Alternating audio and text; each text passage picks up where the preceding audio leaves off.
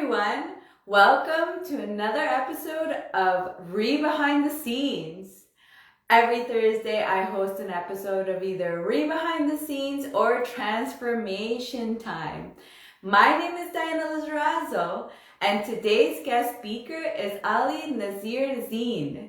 Now, before we get started, I want to share some exciting news with you. I have a social networking platform for the real estate investing industry. So if you are an investor, if you are a mentor, or you are a professional, professionals are those that help the investors out. So if you provide some type of service to them, you want to be a part of this platform. It's a very transformative platform. It's going to transform the way you work, and it's just going to build that community. There's so many features, and it's called REI FAM. So if you want to head over to realestateinvestorfam.com. You can download the app, set up your profile, a customized profile where people can actually understand what you do. Now back to the show. On RE Behind the Scenes, our guest speakers are here to help you by sharing their journeys and sharing how they solve the problems that they've come to with the projects they're on. We get to hear some high-level numbers. We'll get to hear about what exactly the project was about. It's a lot of fun. So if you guys are ready to bring on Ali, let's send him some fire, some thumbs up, some hearts, and let's get him on the stage. Ali, let me know if you see the request. I've sent it. You may have to also send it too, to be honest. But while we wait for Ali to come on, let me know, what kind of projects are you guys working on? It's always fun to share the problems we've worked on, how we solve them. You also get to hear if there's actually one that, for example, a problem that he never encountered, which I feel like there's always one, to be honest, we get to hear how that works, which is always amazing. Oh, I can't accept it for some reason. So yeah, so even it's always great to share, to be honest, because we all learn from each other. We always have problems that we've never encountered, to be honest. Oh, there we are. All right, Hey, there we go. Hi. how are Good. How you? are you? Good, good. Thanks for coming on. I'm excited to hear about your project Thank you. today. But before we get started, just let the viewers know, a little bit about yourself. So how long you've been in real estate, what's your strategy, anything else you'd love to share. Yeah, for sure. Yeah. Thanks for having me here.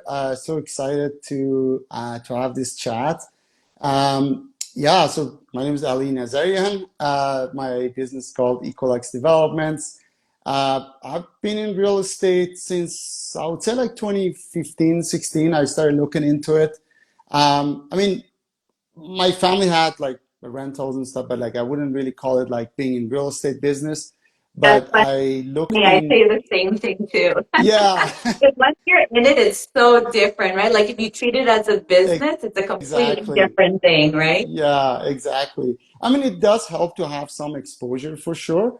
But to actually look into real estate and like as an investment for myself, I'd say it was 2015. I was working in oil and gas back in Edmonton, and things were choppy for those who were following what was happening in Alberta at the time. And I looked at other options, like what else can I do? So really like the company I was working for went bankrupt, didn't survive the turmoil in oil and gas. And so I was basically, well, we were all gone home. And so I was basically trying to figure out what do I do? And real estate was something that was always top of mind for me, wanting to get into like really building homes. I'm an engineer by trade. I'm a mechanical engineer. So building things has always been interesting for me. So I looked into how the whole, building homes work. And Edmonton is on everybody's mind right now, but in reality, like that's when they started really like uh, promoting infill developments and more density, and they started doing blanket rezonings and stuff, and they've really been setting the standard for the rest of Canada. And I got some education from City of Edmonton actually for free on like how to do developments, infill developments specifically.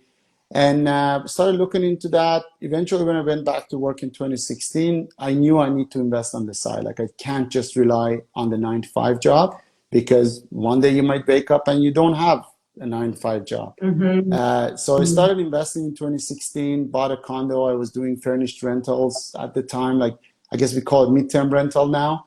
And then in 2017, I eventually decided to take a leap of faith and start building homes. So I bought a piece of land. I've never done renovations or anything at the time. I mean, I'd been involved a little bit, but not really done anything on my Yeah. own. But I did project management in my day job, so I basically jumped both feet in and bought a piece of land and started building a house. And it was a duplex. I still own it today. Worked out well, but it was a very steep learning curve. So from there, basically expanded, doing more, learning more about like land severances and land assemblies, rezoning, and then learned about multifamily. So my focus right now is on multifamily development, basically rental apartments, purpose-built rental development across Canada, New Brunswick, Alberta, and Ontario. So that was a long version of what I do. No, it's great to learn what you do because I mean, I think it's always great to know where your experience comes from, right? Yeah, for So sure. now, which property are we going to be talking about of the development? Which one do you want to talk about? Or give us like So a picture of like what you expected to do, what it was, what you're expected to mhm. be. Yeah, so I don't know. There's a few different ones that we can talk about, but uh, I'll probably talk about this is a hybrid of development and multifamily value add, basically like renovation. So it's a 9 unit that we are working on in London. It's a 2-story walk up. Some people might have seen me posting about this. We've been working on this for just over a year now. And the development knowledge is not something that you definitely have to go and start a development project or do a subdivision and whatnot. That's a bit of a myth. Um, it's something that you can apply to as a hybrid to other strategies. So this is exactly what we have done with this one is we saw this 9 unit property. It was pretty much vacant at the time, but we noticed that the land is kind of big for a property of this size. And applying the land development knowledge, we looked into like the zoning and whatnot, and we realized that we can actually add more units to this site. We actually, the zoning allows it. And funny enough, it was a grandfathered zoning. So basically nothing in that area would allow that. So that's a kind of knowledge that if you have the land development knowledge, you can apply that to multifamily, you can apply it to like single family. Like I have a single family that it's a buy and hold, but then it's a corner lot. So we're doing a severance on that. So applying that kind of principles of land development, we looked at how we can add more units here. So Mhm. we looked at different options of putting a separate structure or adding an additional floor. And we figured that adding an additional floor would be probably the most cost-effective option because we don't have to build a new foundation. But the catch Oh, you didn't was have to? Is it, I guess, because it has no basement, and is that why it you can does it add does another have a floor? basement. So it's one of those kind of 2.5 story buildings where you have basically a half floor basement and then you have 2 stories above. So our plan is to add another floor on top of the existing building. So Mhm. obviously that has its own challenges from engineering and structural perspective. So we had to do a bunch of work up front. We worked with consultants to basically verify that the structure can handle another floor. Yeah. But it was basically the land development piece because we had to do a site plan approval. We had to do a minor variance because we were increasing the height and also increasing the density. We could add, I think, like probably around like 3 units, but we wanted to push it to 5. So we did a minor variance, and so for those who are not familiar, uh, zoning is what defines what you're allowed to build on a specific site. How many units, what height, what setbacks, and if you're not compliant with that or you're trying to build something that's pushing the limit, which we usually try to do because that's where the profit is. Um, the the process that you go through is called a minor variance. Let's say you're allowed to have 12 units, but you want to push it to 13, or you're 13, you want to push it to 14. Or your setback is supposed to be 7 meters, you want to lower that to 6 meters or 6.5. You start a process called a minor variance. And it's a public process. You apply to the city, they reach out to the neighborhood. If you don't get much pushback, you get approval, then you get your approval from the city. So we did that. You have to do a site plan approval, which is basically you propose your design, and then the city will review it. All the different departments will comment on it. You might have to make some changes. And then once that's approved, now you have to do the building permit application, which you would need full engineering, architectural design. So right now we are at that stage. We are expecting to get our building permit anytime. It was supposed to be a while back, but that's one of the risks that you always have when you're dealing with development or anything to do with permits, especially in Ontario. This Or is a even variances, right? I feel like variances take longer because you can go, yeah, was it into the committee or whatever? Like if you don't make it the first time, it's like yeah, another 3 to 6 months or something, depending on the place. exactly. Yeah, so it can take time. We were lucky that our variances were really minor, and actually it was very well received by the Committee of Adjustment. That's basically the committee that's going to vote on it, because they all wanted to see improvement in that neighborhood. So it was easy. It was really like 5 minutes, but it's not always like that. Yeah. I But the was actually going to process, say, because I think something probably that's also really, really helpful is the people on the team that know that area well enough exactly. to be able to actually make sure that you're not going to the committee. It's called the committee, right? Going to the Yeah, committee Committee of more than Adjustment. once, Yeah, right? Because yeah, usually we have exactly. someone that's like super experienced and just like understands and like talks to them all the Yeah, time. They usually know, right? So I feel like that's also like a really good thing. I feel like a tip exactly. for people. If you're gonna do developments, like you've got to pick someone that has lots of experience That's in the right. area you're working in, right? Yeah, For the permit and wise, that's at least. your power team, right? For that, you Mhm. gotta pick your power team very carefully. Make sure it's someone that's experienced in the area. Yeah, you're absolutely right. Like that knowledge is very helpful. That being So we did that, said, and do but it you took have like three different months. people? Pardon? So what was your question? So I was gonna say, because I know you invest in different areas, so you probably have different people that help Yeah, you depending on which cities, I guess, or which province. Well, I mean, provinces you have to for sure, but even yeah, within cities, I guess certain distances you probably have to have different people helping for the permits and the 100%. variances. Yeah, it's different like in every city. Sometimes if the cities are nearby and it's someone that's experienced, like let's say if you're like Niagara region, if you have a consultant, they're usually familiar with all of them. But Mhm. it's still important to make sure that they're familiar with that specific city.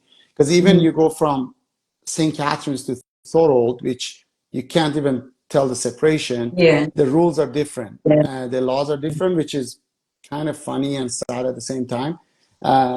But yeah, exactly. Like you got to pick your power team very And carefully. actually, I I usually guess go by referrals. a tip for the viewers, okay, actually, you just said it. You go through Yeah, referrals to try to yeah. find the people. Okay, yeah, that was actually going to be my question. It's You networking, already right? answered it. That's You're the already power. reading my mind. Yeah, it's a natural question. It's like how do we pick teams in different cities? So that's part of the due diligence, the networking, and basically that's why we always want to be connected with peers and brainstorming with them, getting referrals from them. I think that's the best. Checking references when even if you get a referral or if you find someone, checking their references is very important. Um, it's not a bulletproof strategy. You always might have to compromise sometimes. Just working with consultants and work with them, help them help you, but it is important to have the right team in place. So in this specific instance, it was about 3 months to do the minor variance, which is considered very fast in Ontario. Yeah. Um, the risk is if the minor variance and the committee of adjustment turns down your application, now you have to appeal that. at the Ontario Land Tribunal. And that's a bit of a costly and time-consuming process.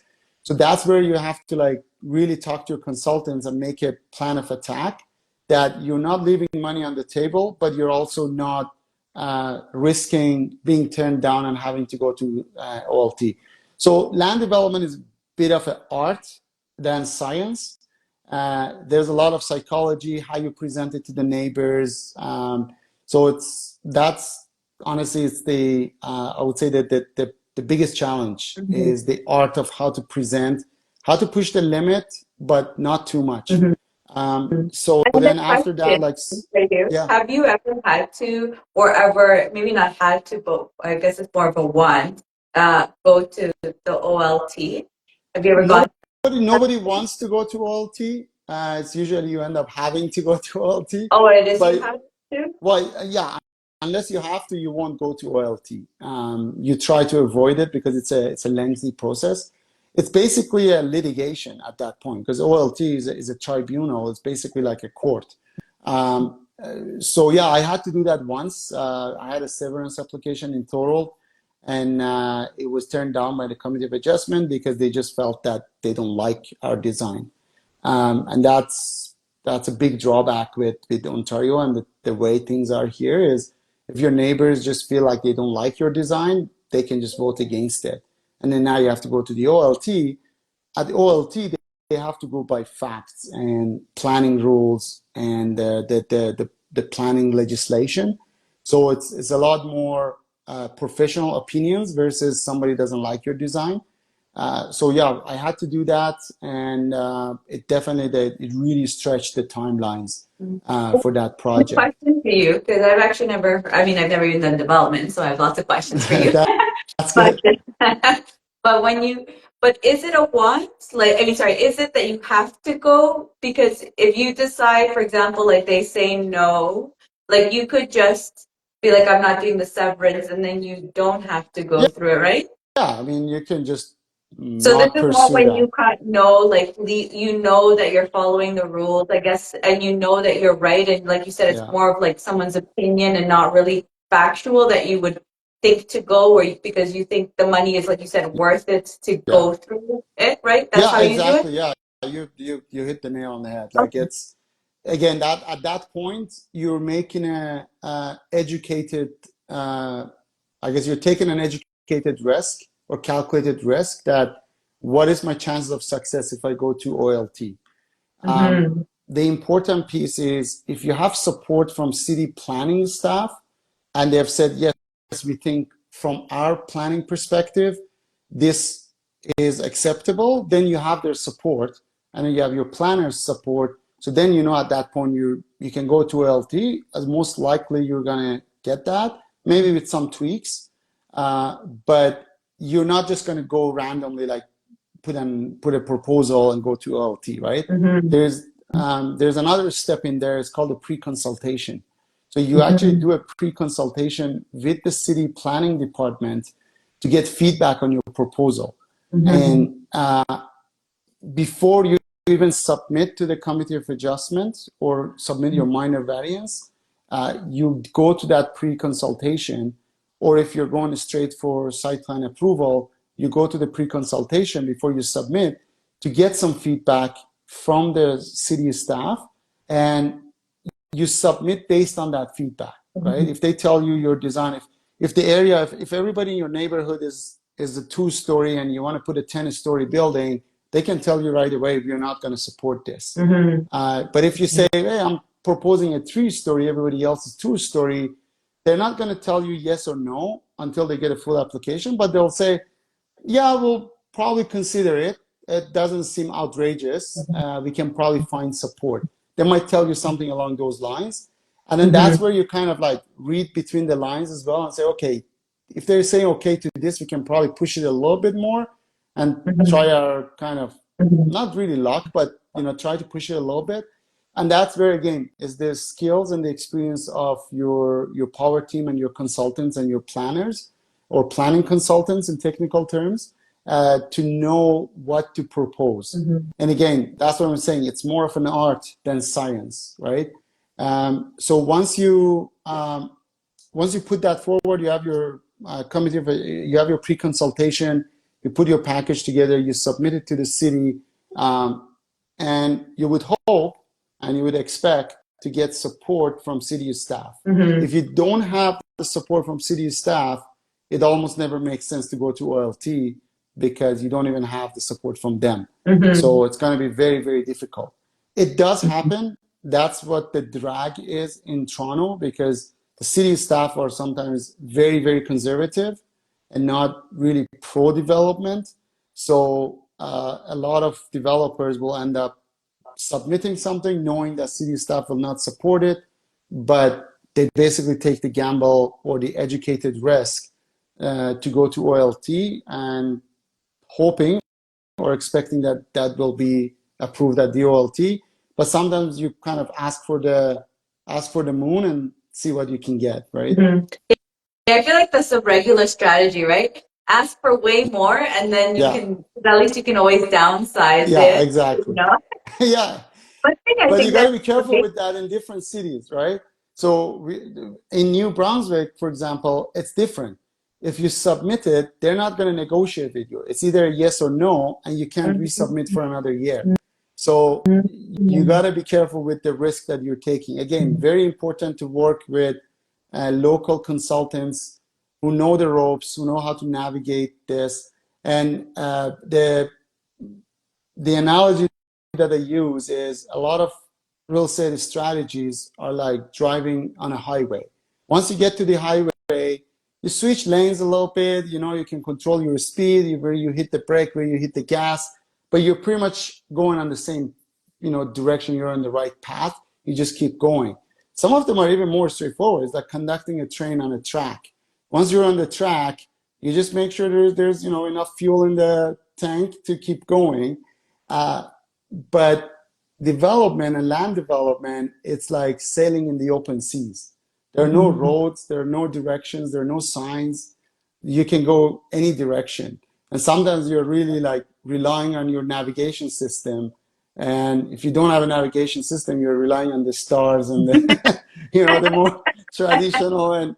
And your job as the developer is really to see when the storm is coming and plan for that.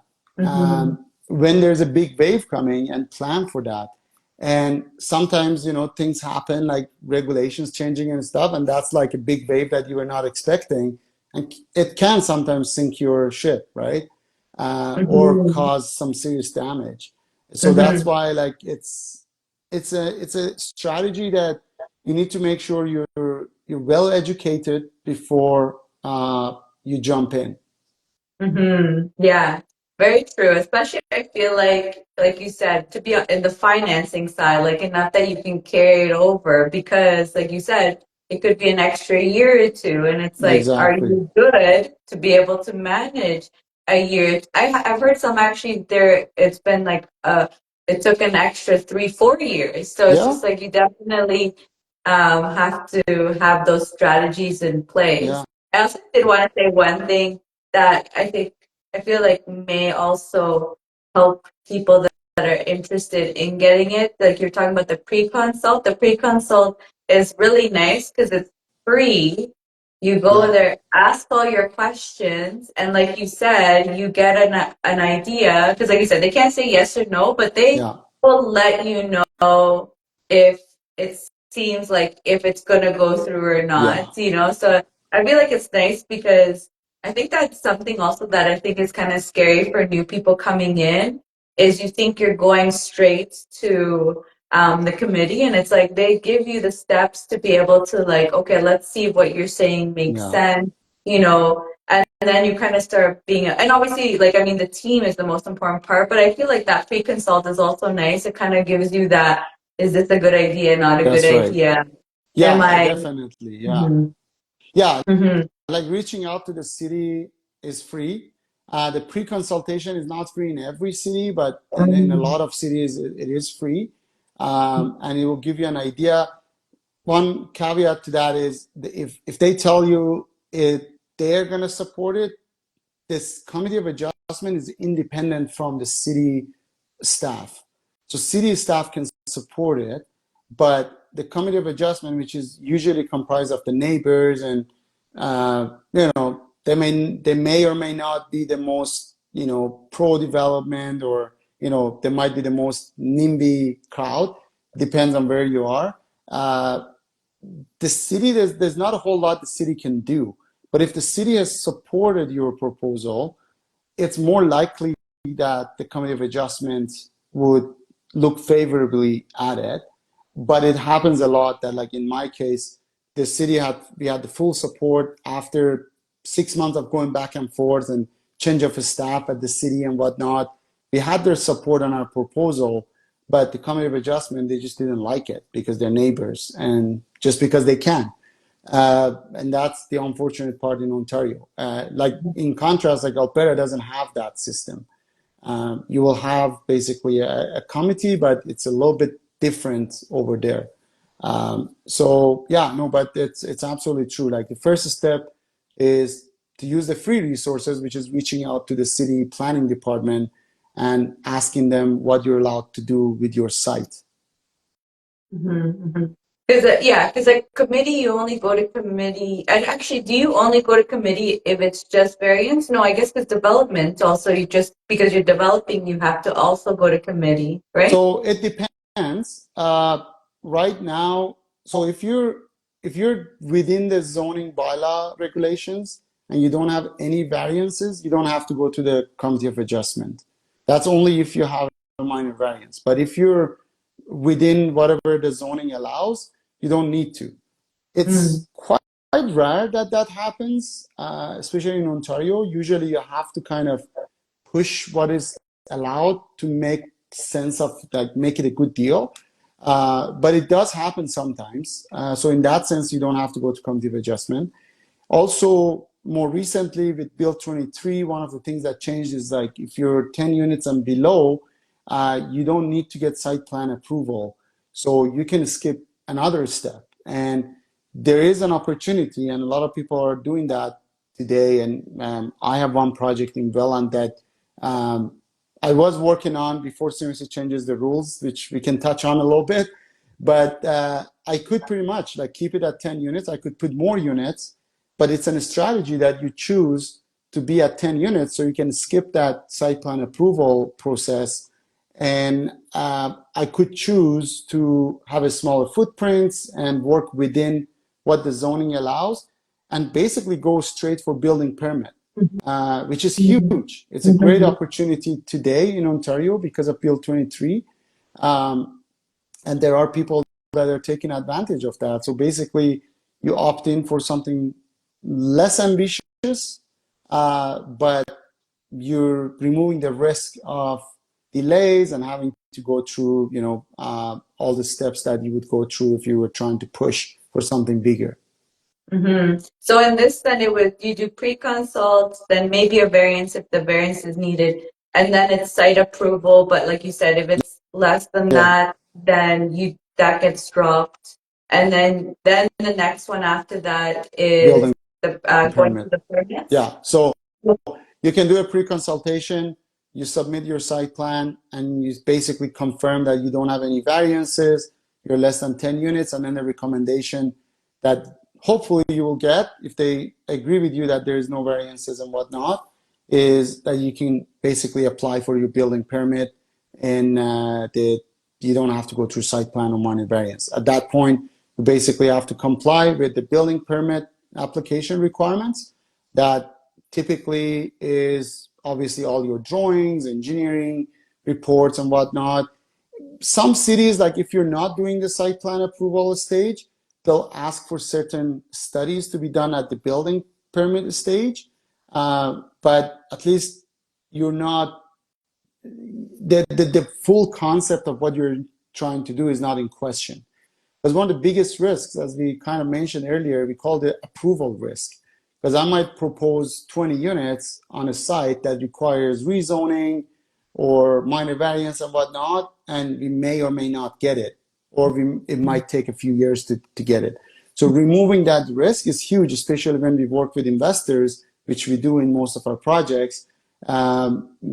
Depending on their risk appetite, they may not want to take that risk.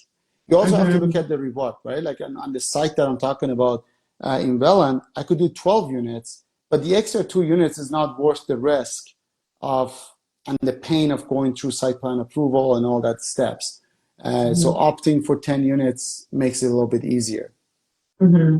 And that's like you said, that's where that strategy comes in and the team comes in, like you said, to make sure what's worth the money and what's worth Yeah, the time frame and all that stuff. Because a lot of people think like, oh, okay, you know, like it cost me this much to build it, but it's also how much is it going to cost for the longer amount of time or like so many exactly. other things. And so it's like so many different Yeah. factors are definitely involved in making that decision. So for you, decided the Welland when you decided to just stick to the Yeah. 10 units? Yeah, a lot of that's what makes sense today. Again, the 2 extra units is not really worth it to potentially risk the delays.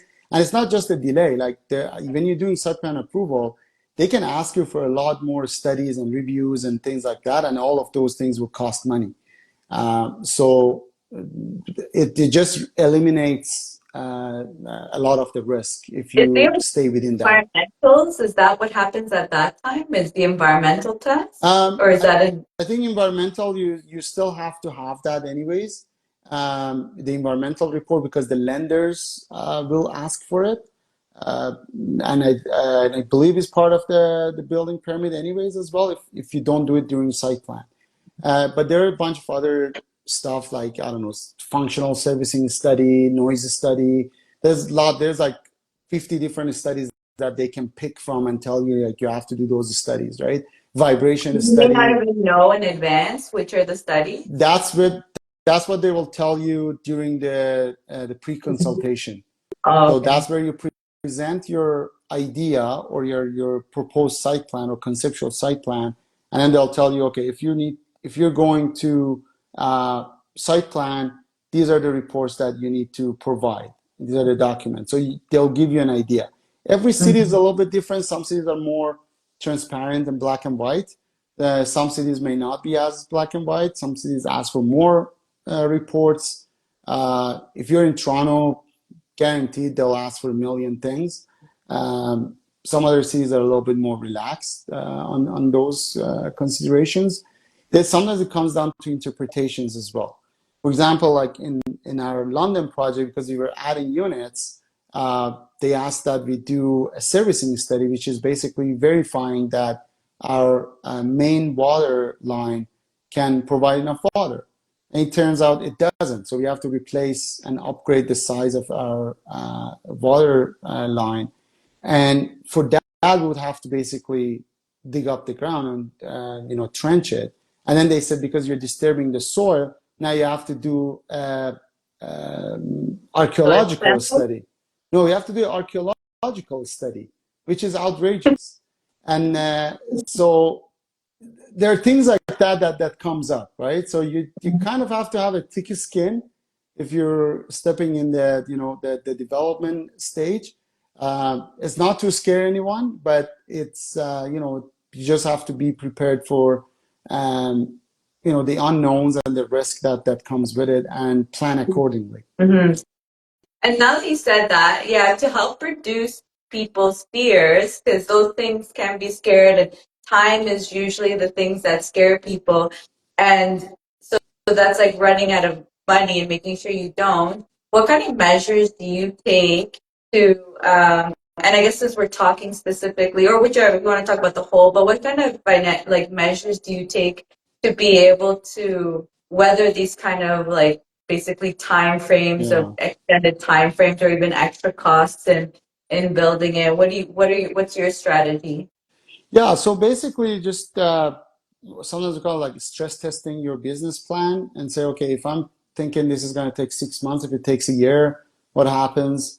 Uh, you can't you can't predict everything, right? Like things like CMHC rule changes that sometimes come out of the blue, right? Um, and in risk management, we call those black swan. It's like something that is hard to predict. Like COVID, it wasn't something that anybody was predicting and building into their risk plan. Or City of Hamilton got hit by a cyber attack, which is been going on for like I think over 2 months now, and they're predicting that it's going to be at least 4 or 5 more months. And their permitting, instead of being like 2 months, is now 6 months or 7 months, right? So those things are you almost can't predict. But as much as you can, having contingencies in place, making sure there's enough buffer in the project to absorb those fluctuations, that's really what you can do. And if you're starting off, like sometimes like making sure the property can carry itself, or you just have lower leverage, especially today. 2 years ago was a little bit of a different story. Again, like the crazy interest rate jumps that we had last year was another kind of black swan that nobody was really expecting, that we will have that much of a interest rate increase in 1 year in such a short period. It was actually over 6 months.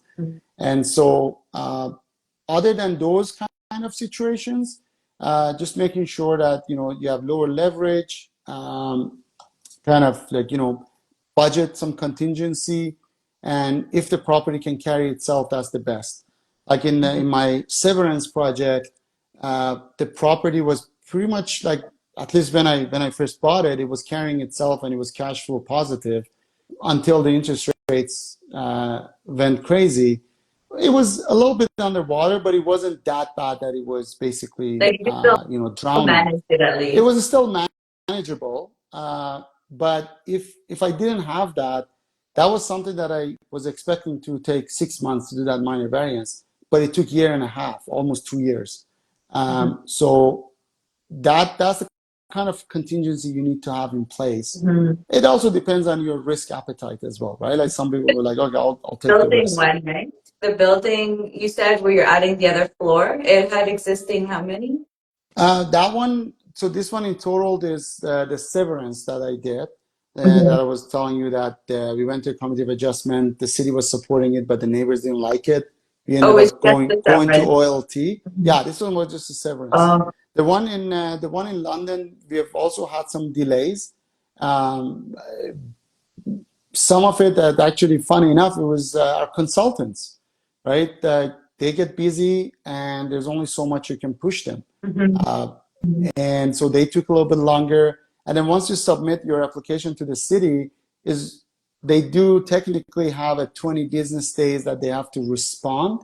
Doesn't mean they have to approve. But they will just, the response can be, here's our funny, comments. don't they usually wait right till the 20th day? I feel like I've had them where Yeah. it's like they say it's 30 days and it's like I get it literally on like the 30th day. I'm like, come on, guys. Yeah.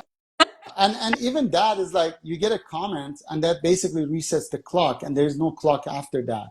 So for our London one, that took like 4 months or so.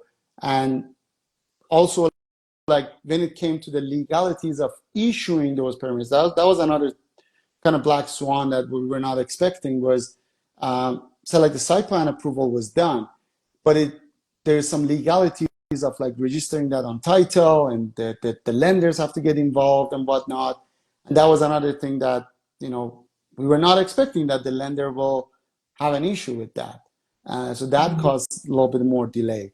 So so everything is like domino effect, Yeah. right? Like you get delay in one thing, it kind of leads to other delays. So you just have to be prepared for those things when you're dealing with developments. Yeah. But so what I was getting at for the London one for the Severance, was that a house or that was a No, building? it's an And you're apartment building. Oh, Severance in no, the Severance the one. Severance was in Thorold. It was Oh, a Thorold. single So it's family house. house Oh, on a okay. corner lot that we're doing Severance. The one in London that we're adding another floor was a 9-unit apartment building, and we are adding 5. We might actually go for another minor variance once we start construction and try to add 2 more units. So we will be going from 9 to 16 units. So in the middle of construction, you can also go for another variance during the already permit Yeah. phase. So now we're getting into like advanced moves, but Yeah, we don't have technic to go to that. I feel yeah, like people would be like a I don't lot want more to complicated. confuse people, but yeah, like once your site plan is approved, you can technically go and amend it, and but you have to do another minor variance. But the strategy that we took there was like, if we go for 16 from right off the bat, that might we might be risking the application being turned down and then end up OLT and blah blah blah. Back to the earlier point, we wanted to take a safer bet, still pushing it a little bit, but we were pushing like 1 unit, I think, that extra that we were asking. But instead of asking for 3 units, that could basically cause some pushback. So we decided to take the shore path, but these 2 extra units that we're adding, they're internal units. We're basically just chopping up the larger units.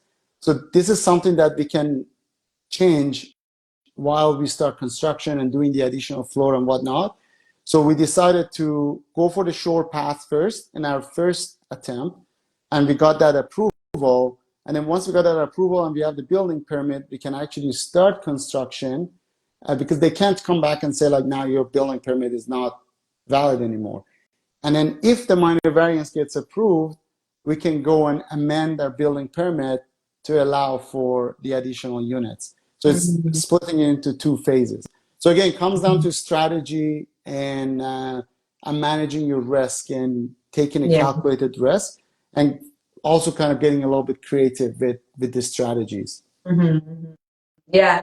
And just by hearing that, it shows like you're saying, or what we keep on saying, like your power team is so important to really have like that good solid team that can even think of those strategies or understand if it's viable to even do something like that. Like it just shows the importance of having that good solid team in place that Absolutely. can pivot and adapt or even give like creative solutions. Yeah, for sure. A lot of these actually has to come from the developer.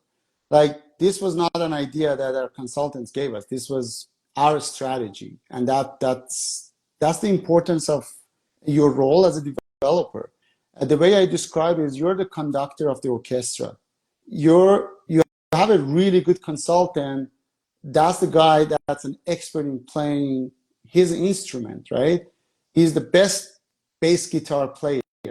But if you as the conductor don't know how to conduct the orchestra, it doesn't matter how good your musicians are, right? You're not going to have a good music at the end. So that's your role as a developer, is to make sure you're telling people, you're asking for the right things or asking the right questions, and then relying on them that they can actually execute the plan. And that's the importance. So you can't just 100% rely on the consultants because they don't have the vision.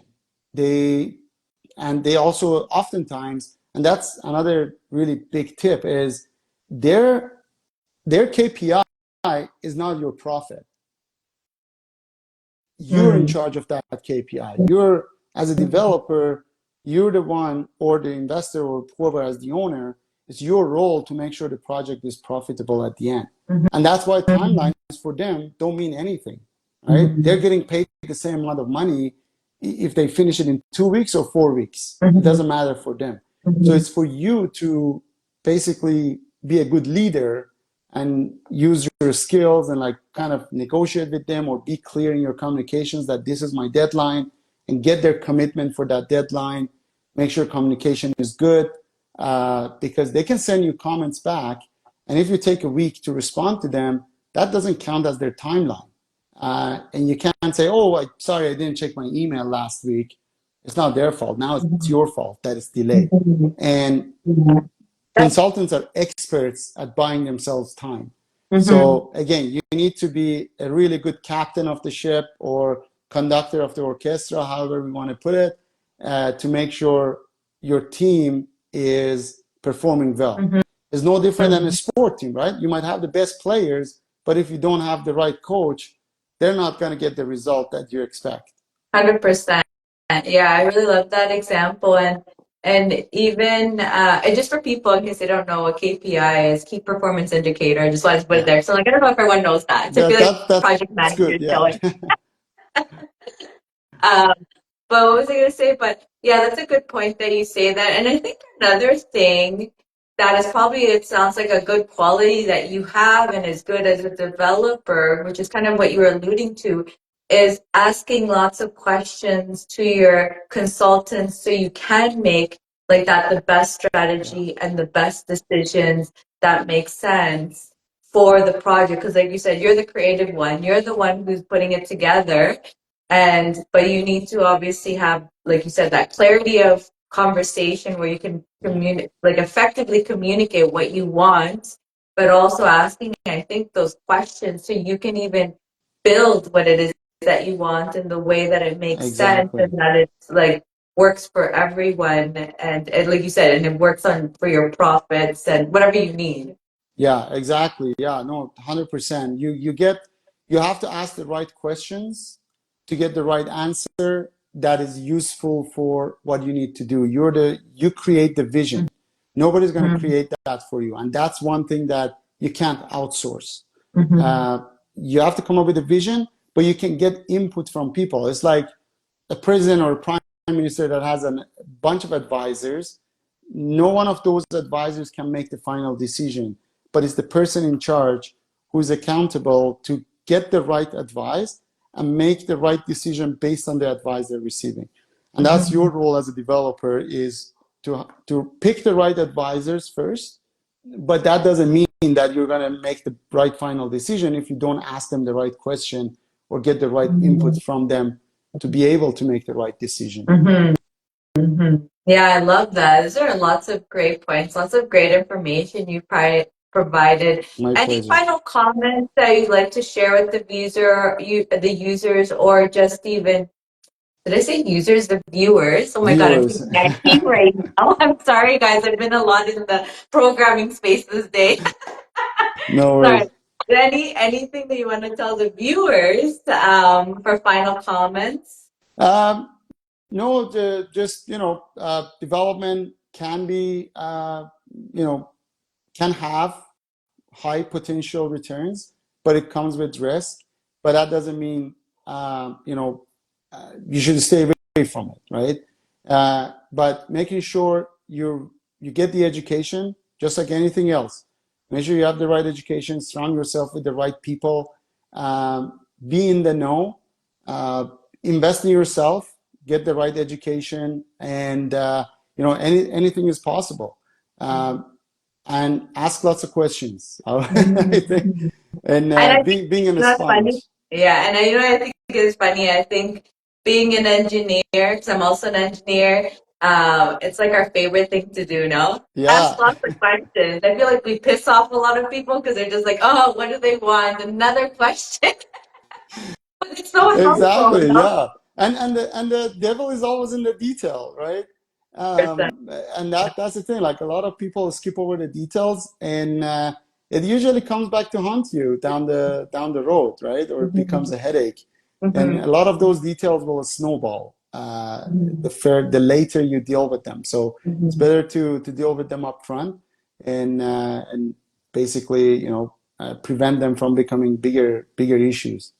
Yeah.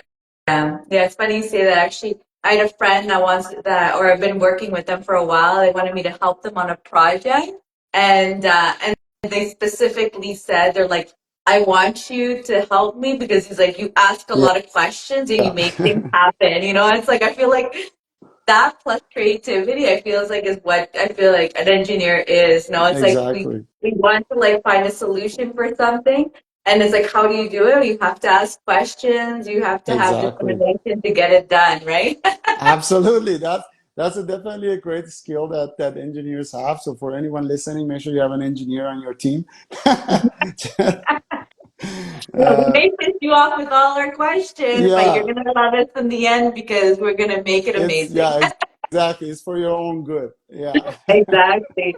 Ali, thank you so much for coming on. Thank It was you. Thank so you. much fun Appreciate it. to chat with you, to get to know about your projects. If you guys love what you heard from Ali, he's going to be tagged on here. Also, his refund profile will be there. So if you want to even learn more about him, like his criteria, his investment strategy, anything, you can go into the profile, also check him out. And if you love what you heard from me, the shows that you want to keep track of the shows that I have going on, definitely follow me too, and you can definitely find my profile on REI FAM.